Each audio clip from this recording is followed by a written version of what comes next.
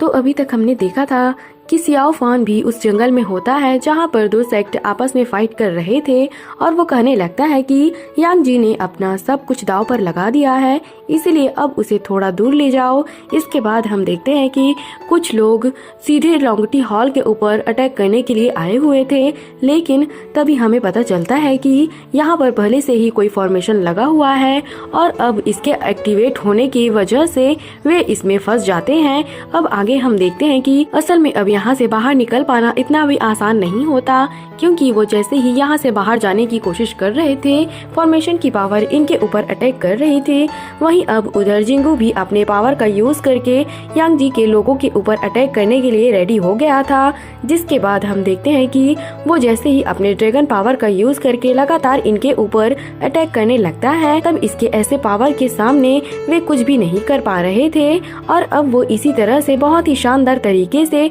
Fight करते हुए इनको एक एक करके मारने लगा था। लेकिन तभी हम देखते हैं कि यांग जी ने अपने फॉर्मेशन का यूज करके इसके अटैक को रोक लिया था और अब वो फिर से अपने फॉर्मेशन का यूज करके इसके ऊपर अटैक करने वाला होता है। लेकिन तभी हम देखते हैं कि बाकी साथियों ने आकर इनकी फॉर्मेशन को डिस्ट्रॉय करके उसे बचा लिया था। लेकिन इसी के साथ हम देखते हैं कि इस बैटल में यांग जी के 30% से भी ज्यादा लोग मारे जा चुके थे, जिसके बाद इसके बारे में जानकर यांग जी थोड़ा सा परेशान होता है। वहीं उधर ली सियाओ से कहता है कि आपका प्लान तो सच में बहुत ही इम्प्रेसिव था और इस तरह से हमने इनका बहुत ही शानदार तरीके से सामना किया। तब इस पर सियाओ कहता है कि आपके सहयोग के बिना मैं भी यहाँ पर कुछ नहीं कर पाता।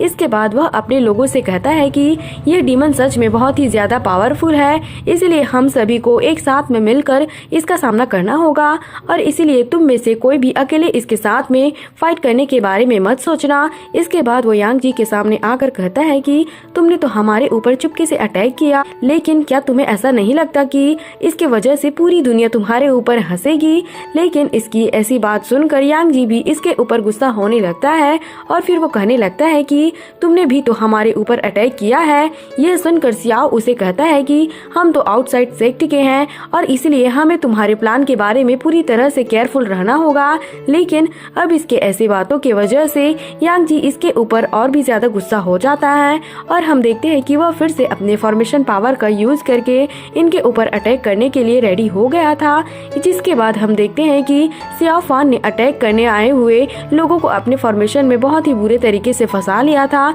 जिसकी वजह से अब इसके पावर के सामने ये कुछ भी नहीं कर पा रहे थे। और फिर हम देखते हैं कि सियाओ फान ने इनको बहुत ही आसानी से मार भी दिया था। वहीं उधर यांग जी ने भी सियाओ और उसके साथियों का सामना करने के लिए अपने फॉर्मेशन को एक्टिवेट कर लिया था, जिसे देखकर अब सियाओ और उसके साथ वाले सभी लोग भी इसका सामना करने के लिए रेडी हो गए थे। और फिर हम देखते हैं कि वे इसके लिए प्लानिंग करने लगते हैं। लेकिन तभी हम देखते हैं कि यांग जी ने अकेले ही इनके साथ में फाइट करने का डिसाइड कर लिया था और इसलिए वो अपने सभी लोगों से कहता है कि तुम यहाँ से चले जाओ। जिसके बाद हम देखते हैं कि इसकी बात मानकर वे सभी यहाँ से चले जाते हैं। लेकिन वहीं अब उधर सियाओ और उसके सभी साथी भी इसके ऊपर अटैक करने के लिए रेडी हो गए होते हैं और इसीलिए वे सभी अपने अपने पावर का यूज करके इसके ऊपर अटैक करने के लिए आ गए थे। तभी इसी बीच हम देखते हैं कि यांग जी ने इनके ऊपर अटैक करने के लिए एक बहुत बड़ी स्टोन का यूज करता है, जिसे देखकर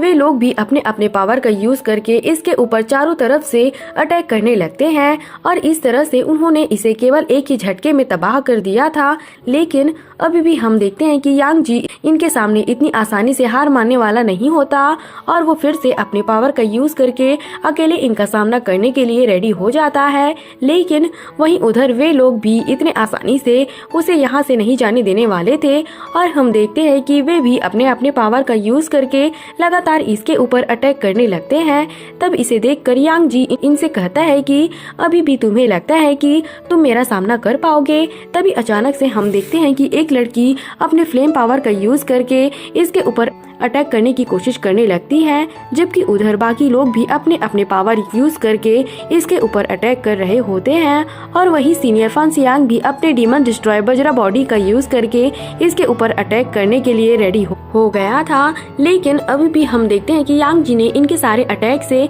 खुद को बहुत ही आसानी से बचा लिया था और फिर यहाँ से भागते हुए वह कहता है कि मुझे किसी भी कीमत पर जिंदा रहना होगा। लेकिन अभी भी हम देखते हैं कि वे सभी इसका पीछा छोड़ने के लिए रेडी नहीं होते, जिसके बाद यांग जी ने अपने फॉर्मेशन का यूज करके अचानक से इनके सामने से गायब हो गया था और फिर वो अचानक से इनके बीच में आकर अपने पावर का यूज करके इनके ऊपर अटैक कर देता है। अब इसके अचानक से किए गए अटैक की वजह से वे इसके सामने कमजोर पड़ने लगते हैं। लेकिन अभी भी हम देखते हैं कि वे सभी इतने आसानी से इसके सामने हार मानने के लिए रेडी नहीं होते, जबकि वही यांग जी अपने फॉर्मेशन के पावर का यूज करके इनके ऊपर भारी पड़ रहा होता है और अब इस तरह से वो इसके पावर का यूज करके इनके ऊपर अटैक करने के लिए रेडी हो गया होता है। लेकिन तभी हम देखते हैं कि सीनियर फान सियांग भी इसका सामना करने के लिए पूरी तरह से रेडी हो गया था, इसलिए वो इसके अटैक को रोकने के लिए अपने गोल्डन बैंड वाले पावर का यूज करने लगता है, जिसकी वजह से यांग जी का ये वाला अटैक भी उनका कुछ भी नहीं कर पाता।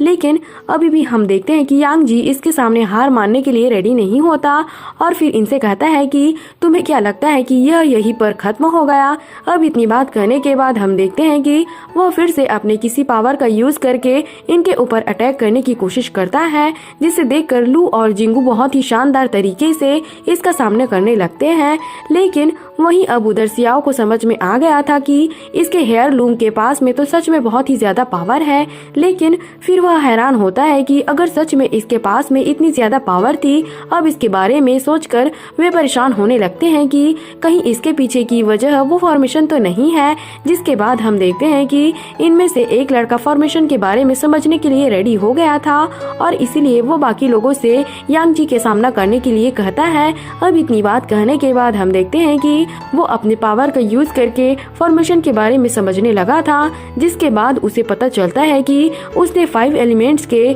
पावर को ट्रांसफॉर्म करने के लिए 2 यिन यान एनर्जी का यूज किया है और इसीलिए वो समझ जाता है कि स्पिरिचुअल एनर्जी के इकट्ठा होने वाली जगह ही फॉर्मेशन की आई होगी। अब इस तरह से हम देखते हैं कि उसने बहुत ही आसानी से फॉर्मेशन आई के बारे में पता लगा लिया था, जिसके बाद वो सीनियर फान सियांग और सीनियर सोंग को भी इसके बारे में बता देता है और अब इसके बारे में सुनते ही वे भी इसके ऊपर अटैक करने के लिए रेडी हो गए थे। अब इस तरह से हम देखते हैं कि उन्होंने फॉर्मेशन को बहुत ही आसानी से डिस्ट्रॉय कर दिया था, जिसे देखकर यांग जी कहने लगता है कि यह लड़का तो सच में बहुत बड़ी प्रॉब्लम है। तब इसी बीच हम देखते हैं कि ली और जिंगू ने अपने पावर का यूज करके इसके ऊपर अटैक कर दिया था और इस तरह से वे इसे यहाँ पर फंसाने के लिए रेडी हो गए थे। इसके बाद हम देखते हैं कि सियाओ और उसके साथी अपने पावर को कंबाइन करके इसके ऊपर अटैक करने की कोशिश करते हैं। लेकिन अभी भी यांग जी ने इनके अटैक को बहुत ही आसानी से रोक लिया था, जिसकी वजह से वे इसके सामने कुछ भी नहीं कर पाते।